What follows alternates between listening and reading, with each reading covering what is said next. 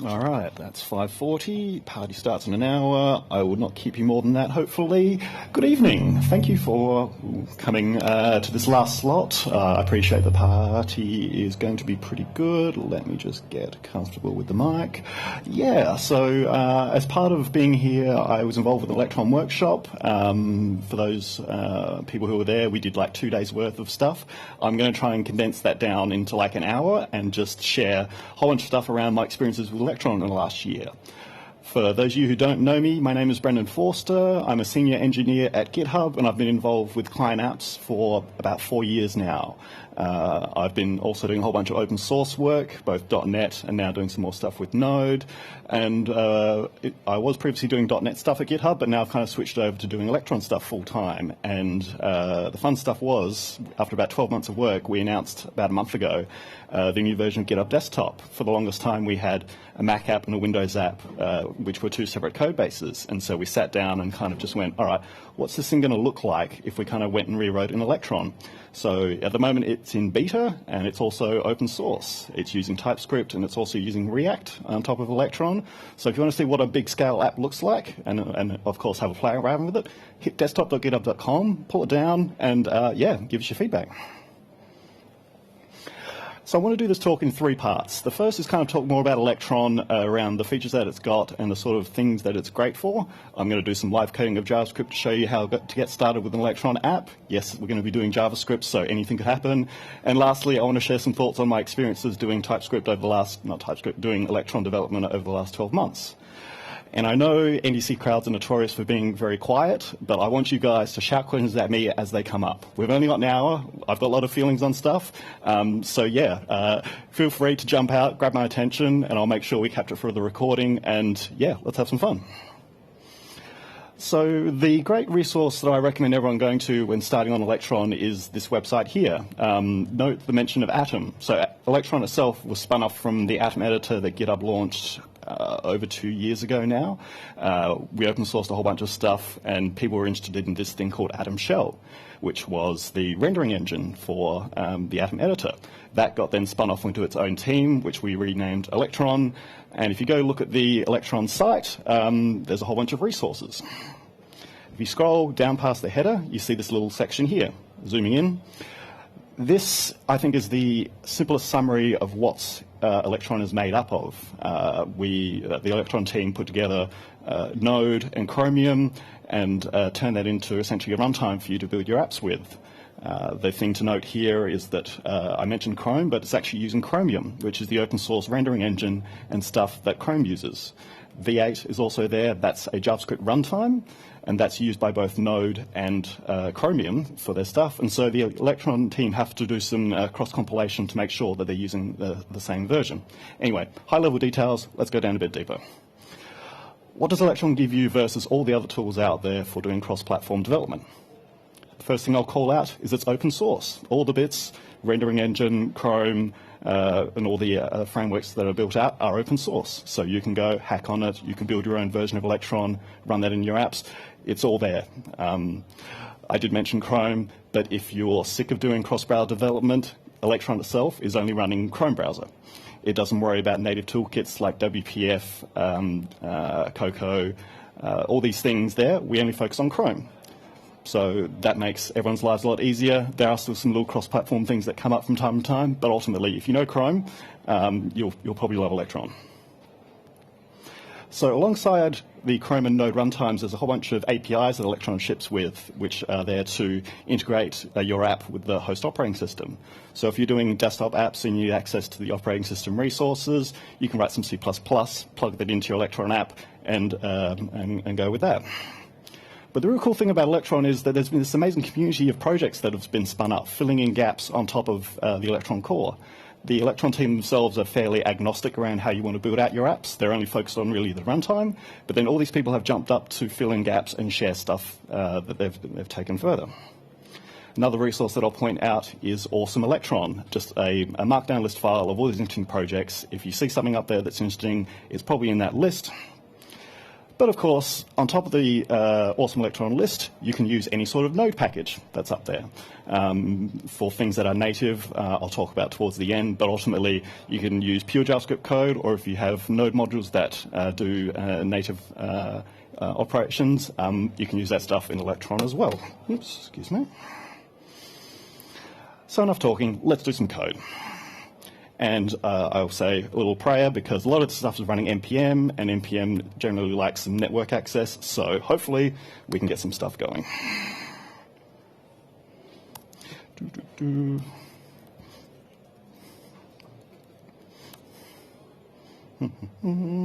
Just mirroring my screen.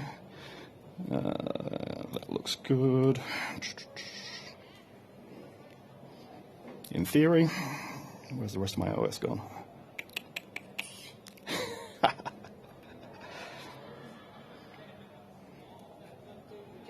Yep. All right, we're good. I think we're good. Cool. I have a shell. Make. Oh, sorry. I'm going to tweak my font size because clearly that is terrible.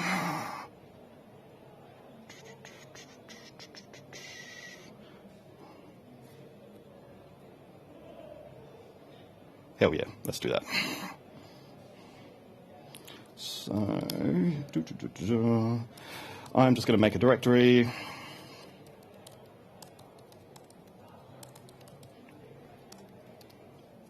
If I could type, we're not even into the JavaScript, we're already making mistakes. mkdir, hello, dear.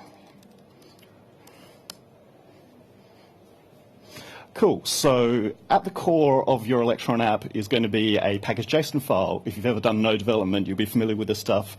But there's various sorts of things that an Electron app will look for inside your package.json. For example,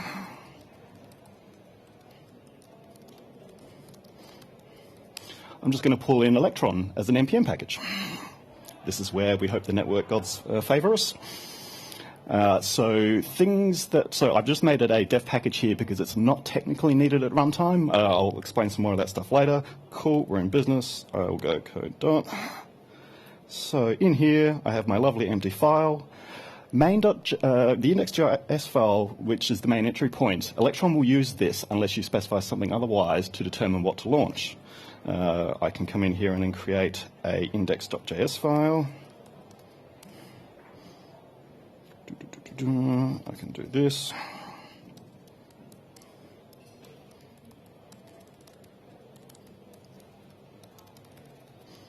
That in my package.json file, I'm just going to create a shorthand script for our start.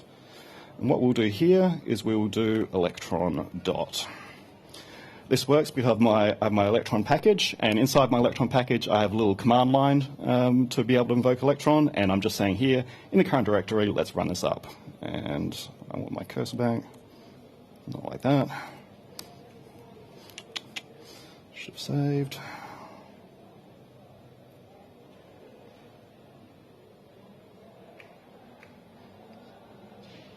Cool, that looks good. There we go, that's what I missed. So npm start. Oh, helps if I go back to the right directory. Source NDC. Now try again.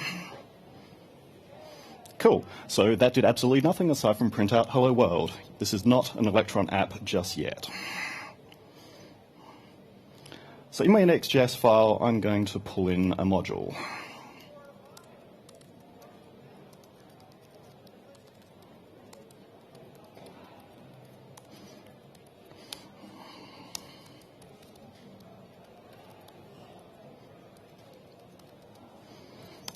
So if you're familiar with Node and the event emitter interface, lots of Electron objects will implement that interface, and so what you do is you'll subscribe to events to then do stuff to launch up your app. This event here is when Electron has preloaded enough resources for then you to be able to go off and actually do something useful.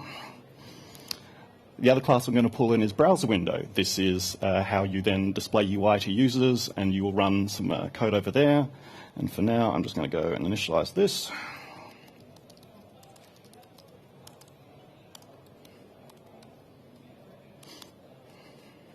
So browser window takes some options. I'm just going to be simple here. 400 width, 400.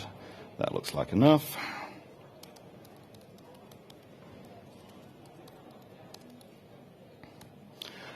So most of what you'll do with an Electron app is launch up some content. In this case here, I'm just going to pull in a local file, which will be a HTML file. That then becomes the Chrome that the user sees.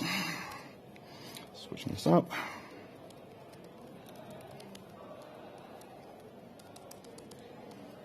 Actually, I'll do some proper JavaScript here. That's path. One fun thing to note when you're doing cross-platform apps is that path separators will be different. Equals path.join.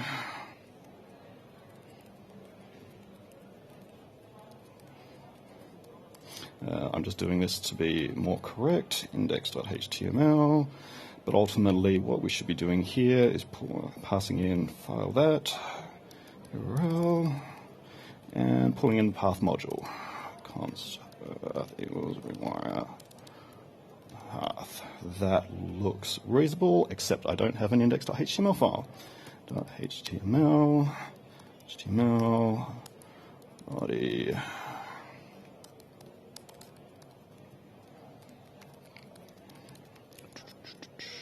Which one?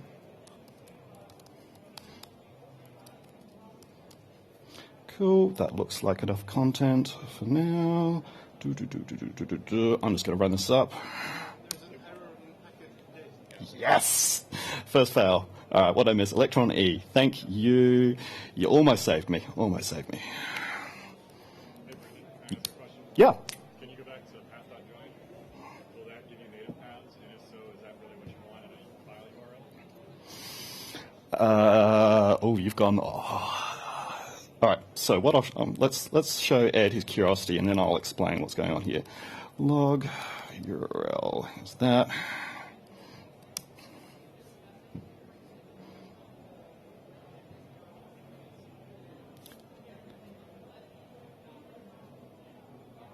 Cool, I broke my demo. One sec. So that. Now run that. No. That does not make sense. Thank you, JavaScript, for messing with me. All right, so in theory, this should just be, so Ed was asking if the paths are going to be correct for my file URL. Maybe they're not, because I'm not getting a window anymore. Path, name, index.html. I've got the file protocol there, which is URL. I have busted this up nicely.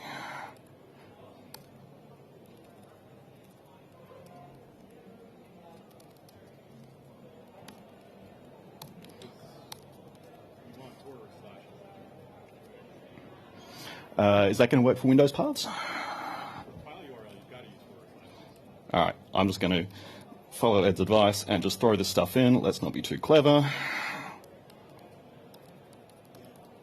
Let's do that. Yes, excellent spot, Ed. You get a beer after the show.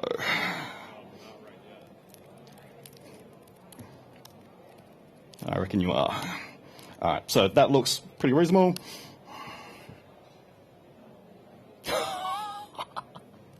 What did I do? What did I do? I failed with the first step. All right, so let's see if we can. It did work for a brief moment.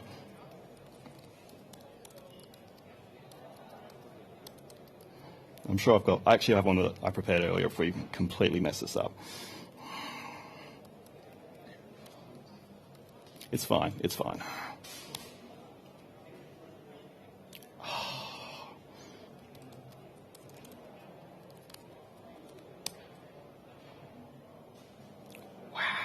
I did mess this up. All right.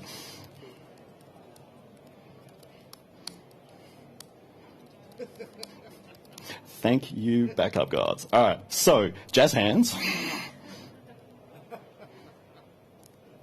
Here's one that I believe works across everything. This is the full example. We will come back to that stuff. Save that. Yes. All right, I'll dig into that one later. So what did I do? I have my index.html file, which has a bit more information in there. I will explain that stuff in a second. So some simple DOM that comes up. What I've done here is, just displayed a page. Where we get into some better stuff is if we want to do some additional scripting. And so one of the big things that I'll mention now from Electron is that you will have two contexts where your app is running. My index file here is running in the main process. And whenever I want to go off and launch a URL and show some content, that's going to be in what we call the renderer. So these two things are very much separate processes. And the history of this comes from Chrome itself. Because it's got browsers which run their own separate tabs in their own processes, this means that the browser tab, when it crashes, it cannot bring down the whole process. That sort of architecture has come over into Electron, and it's just something to keep in mind in general when you are going forward. For most of your stuff that's UI, you'll be in the renderer, but for most of the things that need to touch the operating system, you'll do that stuff in the main thread, and you'll use IPC to communicate back and forth. We won't get into that, but there's some lovely examples that I can point you to afterwards.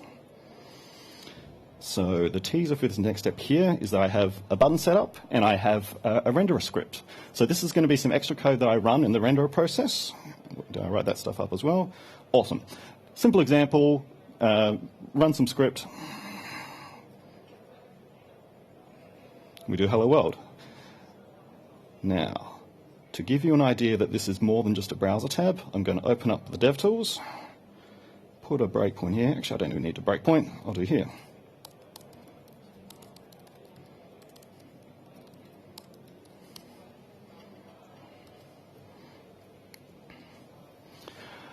So process.version is a node-specific API, but in my renderer process in Electron, I can see a whole bunch of stuff that indicates what has been built into this version of Electron. I'm on 1.6.11. I can see the version of V8 that's there. These are the enhancements that the Electron thing exposes to you when you're running in your app. The other note here, so if I do process dot, you'll see a whole bunch of interesting resources in here. argc, argv, they're pure node. CWD, where it's running. Process, memory info, these things that you hook into the OS, those things are available when you're running inside your Electron app.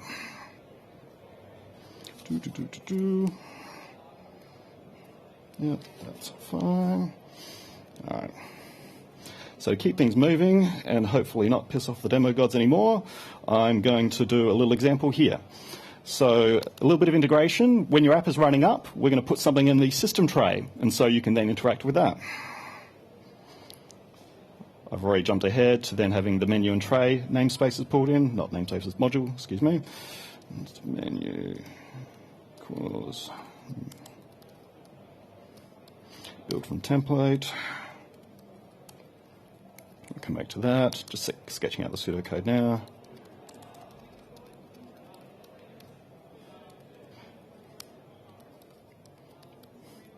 Set context menu.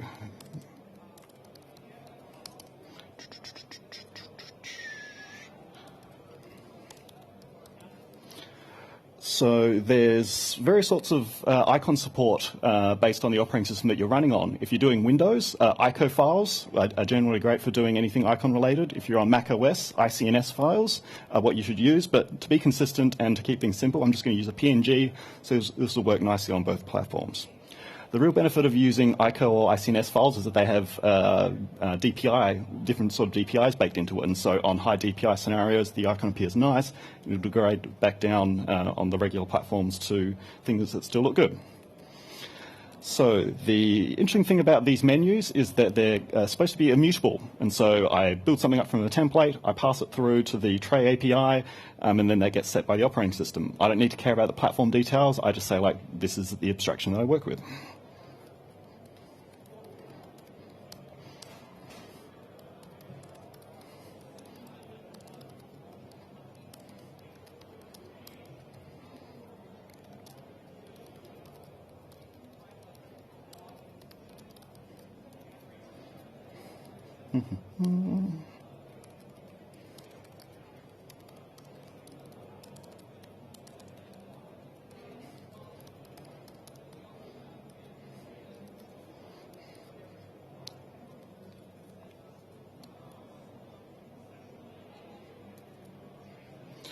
That looks pretty reasonable. Anyone else going to jump up before I accidentally run this?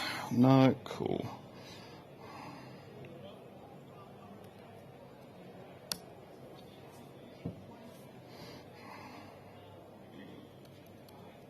There's my icon. I context click.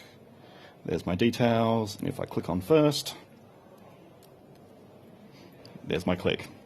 So the idea is that these APIs are very JavaScript friendly and they hide away all the platform details. I will, however, warn you by going to the Electron website that there's lots of platform specific things that come up. So the example I will use is browser window. Come in here, browser window. That's a simple example that we've done before. Frameless windows are there, ready to show events for optimizing stuff. But as we scroll further down, there's all these options. It's a lot. And so there's lots of notes in here around how things work on Mac versus how things work on Linux and versus how things work on Windows. But if you kind of want to get stuff working well on the platform, it's worth knowing all these little details. The thing to look for in particular is this sort of event. So an event here that only gets raised for a certain OS, that gets called out in the docs.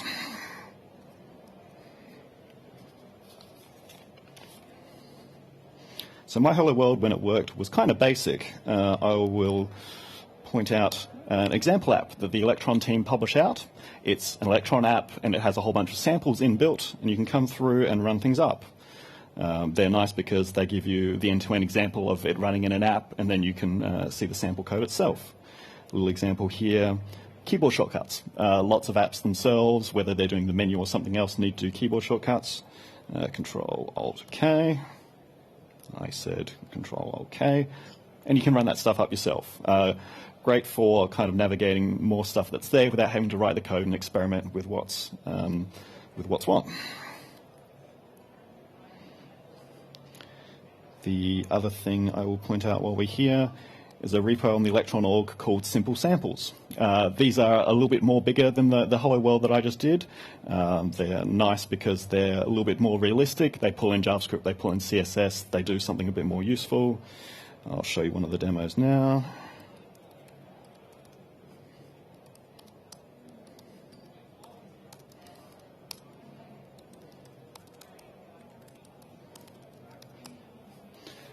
Make sure everything's up to date. Cool. Start.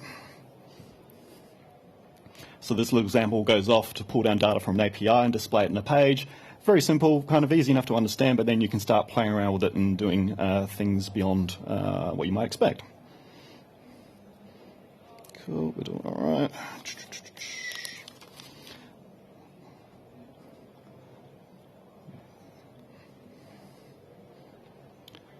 Another thing that I'll point out is there's a whole bunch of known Electron apps listed on the Electron site. Lots of these things are open source, and so you can then pull these down, play around with the code themselves, see how people are building out real Electron apps. If I come in here and do a bit more shameless self-promotion, where's listed on there, click off, go to the site, download it, like, yeah, all that stuff's there. And yeah, lots of people are sharing the stuff as they build it out. The one project that I will mention that we don't use for the desktop team, but that I've fallen in love with, is Electron Forge. Like before, where I was doing all the scaffolding for setting things up, Electron Forge is there to take that pain away. It's also there to take pain away around packaging and actually pulling in real frameworks. The examples, templates up here. You can kind of just scaffold up a quick site with all the tooling that you need in just a couple of commands. That's how easy it is. So, Electron Forge.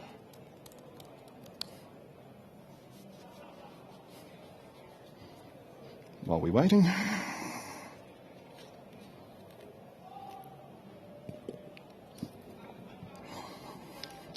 Yeah. I think that worked. Just quickly check the error. Yep, that's fine. So I do Electron Forge. Actually, let's go out to a proper directory. Electron Forge init.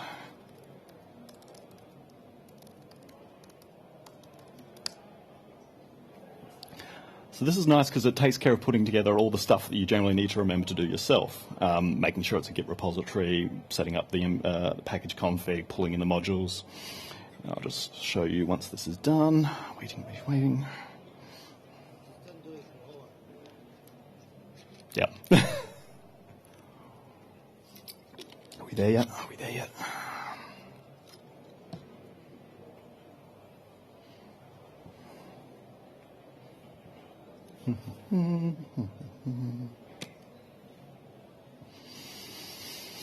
Any questions while we wait for NPM to compile? Yes, Ariel. How do you debug one unit? We'll get there. So Ariel's question was about debugging, and if you've used the Chrome DevTools, they're actually baked into your Electron app, and they're also baked in there as you distribute the app, so you can then have a user open up the DevTools, poke around at stuff, grab a timeline file. Excellent, we're in business.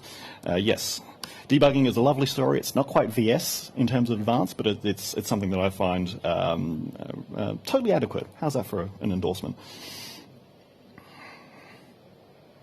All right, so over here, we've got a couple of metadata files. Actually, I'll just show you the package file first.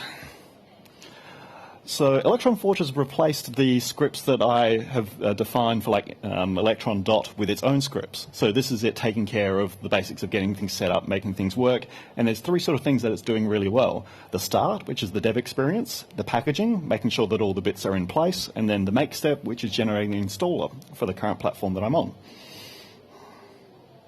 We've got ESLint, the compiler IC stuff. So it's using Babel for doing some transpilation of stuff behind the scenes. Again, you can kind of poke at this stuff, but the defaults are pretty good. So that.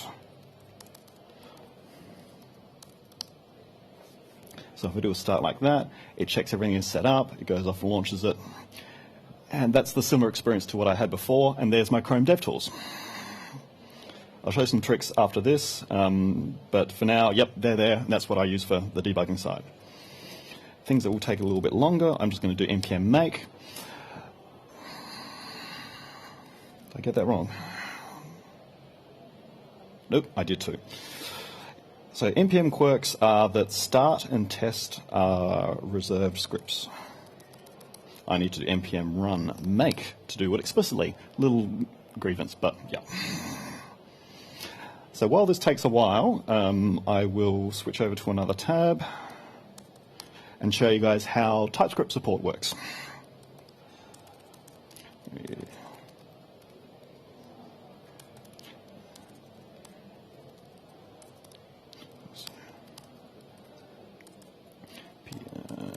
Electron-forge-init.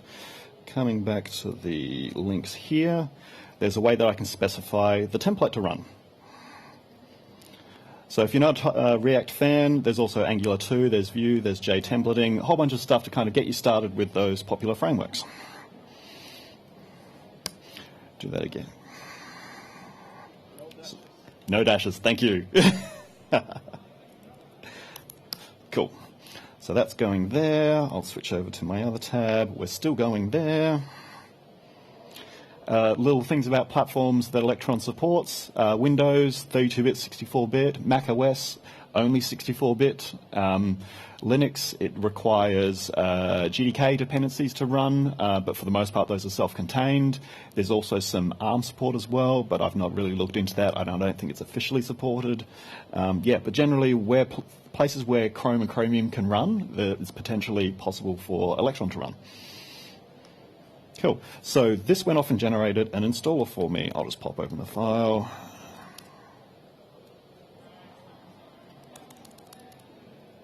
Out is the one I want, Brendan. So in here, these are the source artifacts that happen at when I want to do a package for an app. So in theory here, I can come and run the exe and it'll work out the resources that it needs to launch my app. This isn't very user-friendly, and so there's another step, which is the make step. And so inside the make output, Squirrel.Windows is an installer framework for doing apps that don't require like elevation and don't require installation of program files. The whole sort of like click and install experience, that's what it's about. If you're ever familiar with Click Once as a framework, this is an open source version very much inspired by that. So in here, there's 3 files. For updating purposes, there's a new package, and ultimately the XE is just doing a wrapping of that. And if I wanted to kind of double-click that to install it, that's how you would get this thing installed on your machine. The customizations for all of this are hiding in the package.json file. So you can see here, I can target Windows, Mac, and Linux, and if I wanted to, I can go and look at these related projects to then understand the full set of configuration flags that are available. Cool, doing all that for time. Coming back over to the TypeScript project.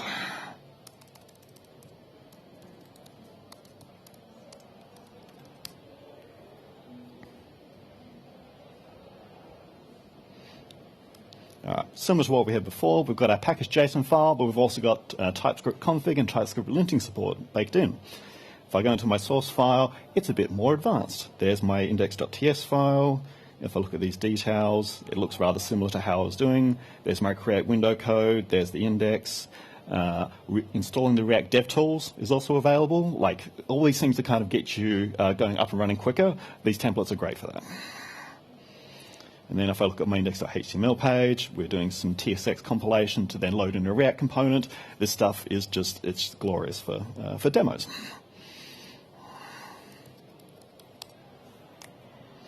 Run it up.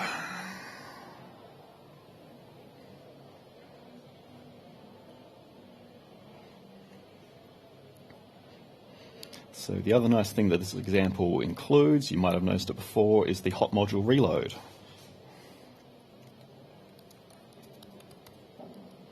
Save the file, change, switch back to the tab, it's updated. All this stuff is just there to make developers happy and get stuff going and build out your Electron apps quicker.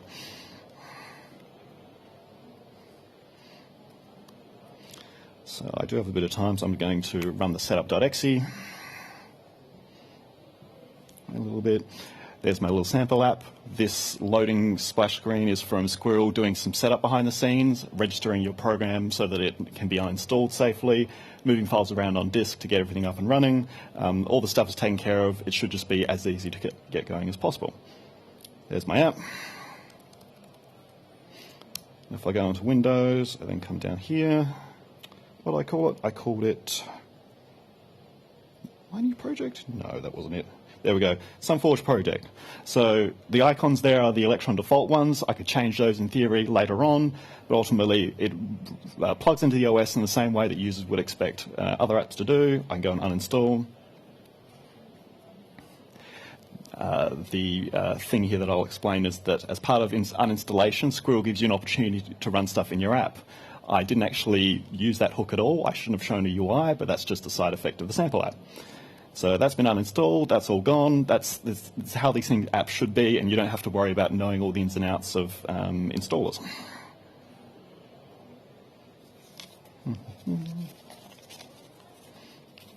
Cool.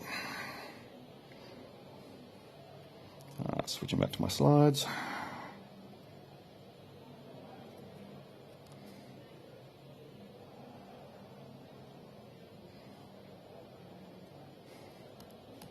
Cool.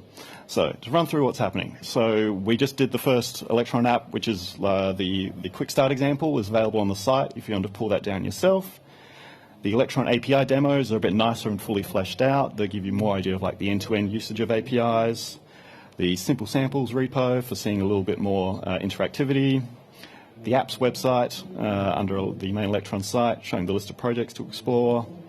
Electron Forge is a nice little way for improving your scaffolding and getting things up and running quicker. And I'll mention these 3 packages in particular. Electron Packager, which is there for getting things ready for a point where you can run them up without depending on having Node or Electron installed locally.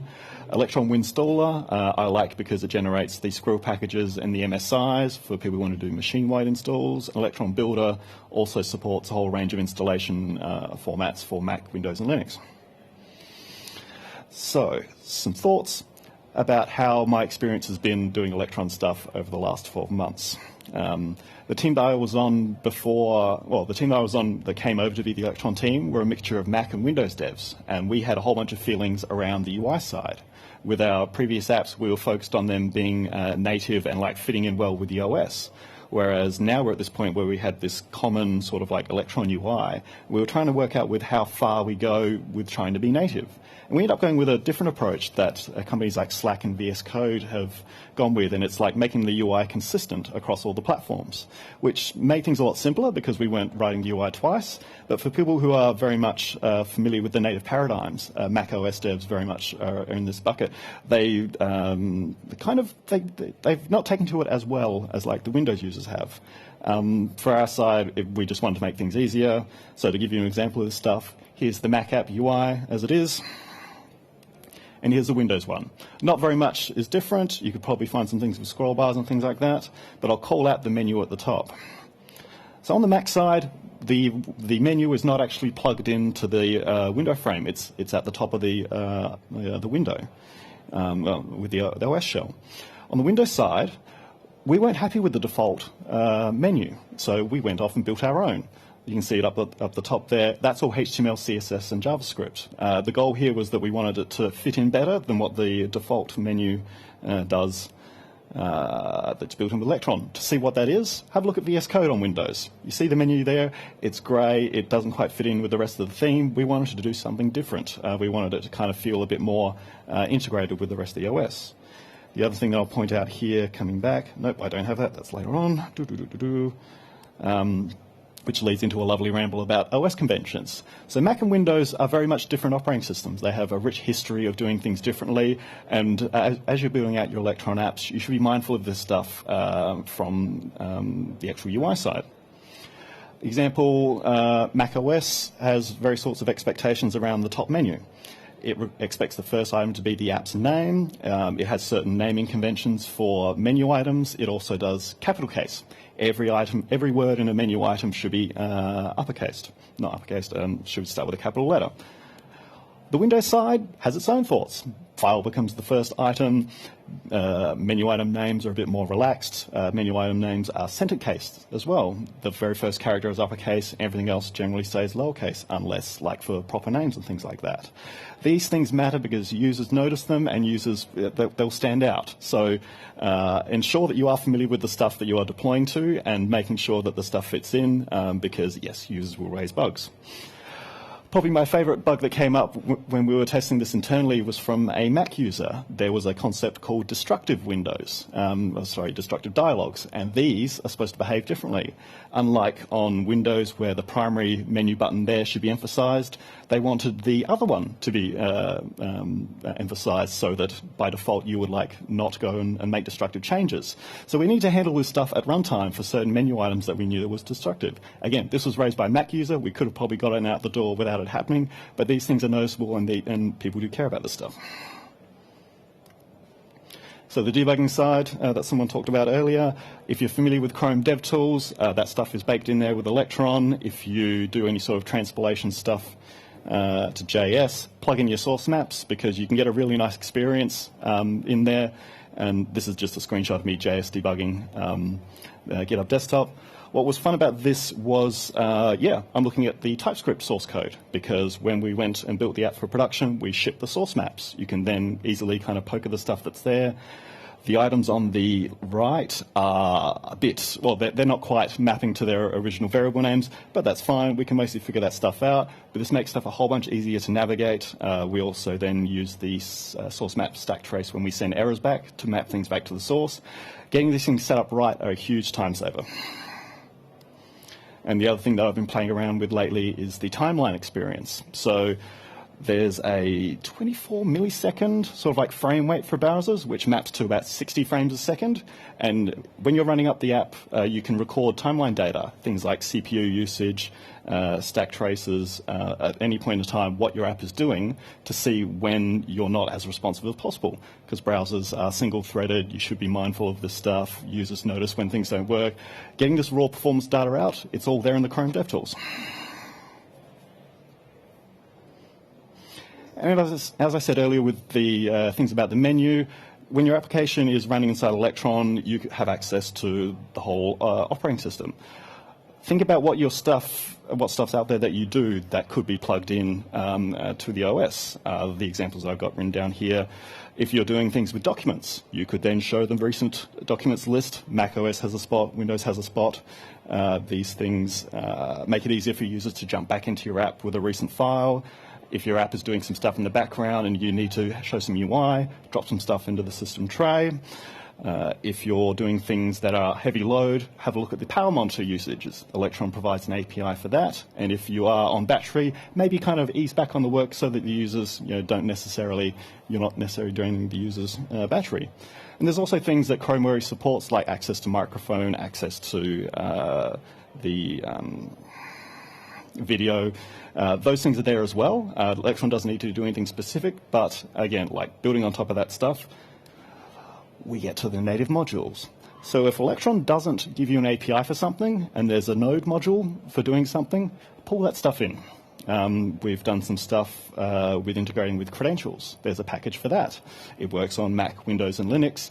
You pull that stuff in. It builds for the right platform. Yeah, that stuff has saved us having to write it 3 times for the stuff that we needed. We've had to write some C++ to contribute back to Electron, but on the whole, there's probably something out there already as an NPM package for what you need. A random anecdote, someone a couple of weeks ago in the Electron Slack was asking if there was a package for turning off your computer. This seemed like a silly idea, but I go over to NPM and I type power off. There is a package for this. Yeah. There was a build talk from one of the guys from Slack and a guy from Microsoft around how they deal with integrating stuff using the Windows APIs. So they wanted to integrate with Windows Runtime, which provides a whole bunch of abstractions. They then turn those into Node packages, which are literally JavaScript APIs, which you can then pull into your app. It's a lovely talk, which gives you an idea of like all the details that come up. But I would definitely recommend having a look at that. So I'm kind of running out of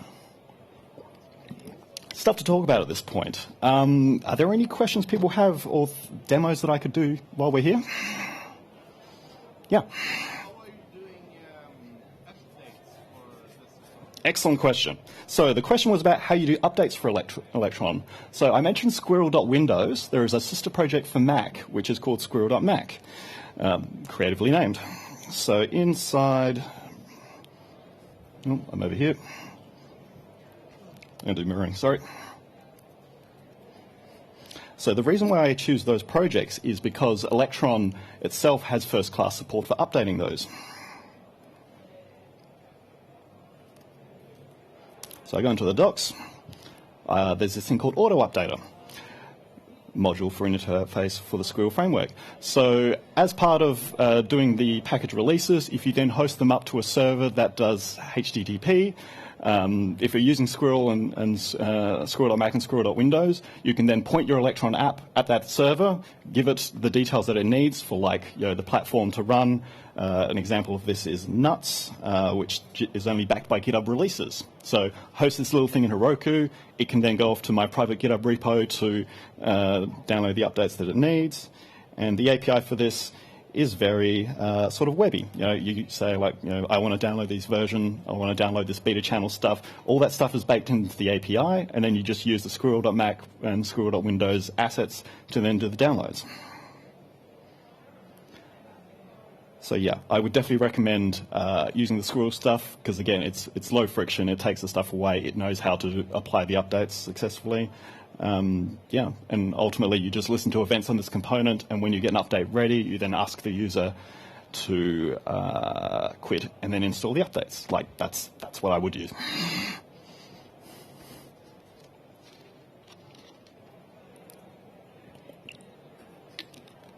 Oh yeah, Will.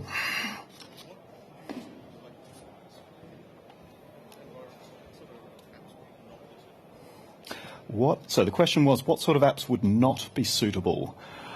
You remember that they made that question is Yeah. only if you have a really huge investment in the UI. Yes. Okay. So So paraphrasing Christian, the thing that you would think about when evaluating Electron is if you have a significant investment in the UI. So Photoshop was the example that he talked about there. They have a very complex UI that's very much designed to for that specific audience. But if your UI is a bit more simple and then works can be worked in different ways, yeah, I wouldn't rule that out. For things, sorry, yeah, Christian. I'm surprised about the applications that now are made in Electron, things that I never expected. 3D CAD renders. Well, we were looking at 3D CAD renders a few days ago. Yep. So paraphrasing Christian, he has been surprised about the stuff that he has found. CAD is like another whole field that people are spinning stuff out of. Electron apps, like, yeah. If you need access to, well, you can do things over HTTP, you can do things by accessing the file system, you can do things via accessing drivers, like all that stuff is possible with Electron, and so the set of applications that you can't or shouldn't do is very limited, let's put it that way.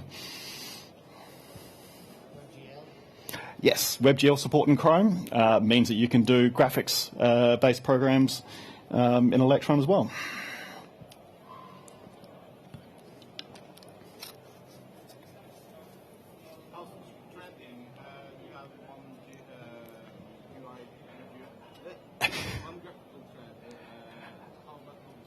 So this is where the model messes up. So the question was about multi-threading and how you do things with the main thread. And that paradigm doesn't really work with Electron because on one part, your UI stuff is running in the renderer process. That's going to be a single-threaded environment because JavaScript. You don't really have the ability to do multiple threads fairly easily, but you do have ways to spawn off a hidden window. So the example that I'll come back to here.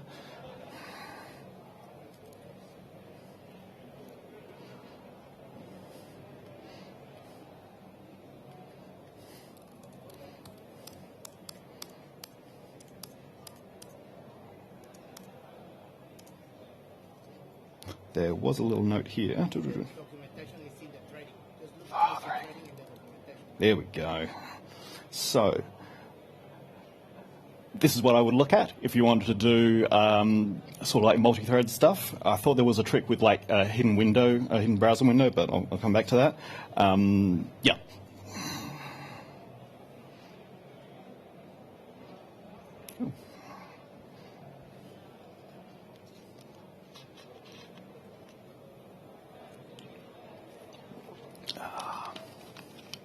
I guess you guys are all ready for the party. All right, so wrapping things up.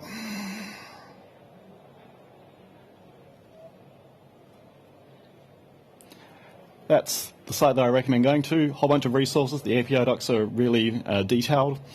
Yep, I'll hang around for a bit for some more questions. There's some notes up there which should cover off all the resources from today. Yeah, hopefully you guys have some fun with it.